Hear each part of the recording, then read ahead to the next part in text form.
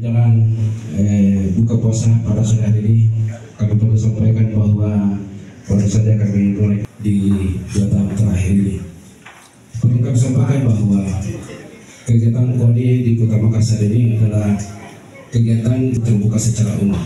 Jadi bukan hanya diketuai oleh pengurus KONI Makassar, tapi semua masyarakat Kota Makassar ini pasti tahu kegiatan pemuda dan olahraga. Itu dari pemerintah kota melalui dinas pemuda dan olahraga Kota Makassar. Dan perlu kami sampaikan bahwa bantuan dana hibah dari Kota Makassar juga kita melakukan proses secara terbuka.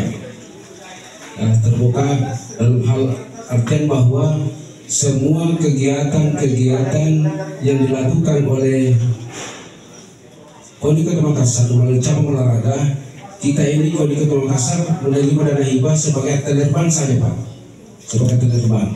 Artinya dana itu turun ke KONI nanti membagikan cabur-cabur sesuai dengan permintaan atau permohonan proposalnya untuk kegiatannya. Semua kegiatan-kegiatan cabang olahraga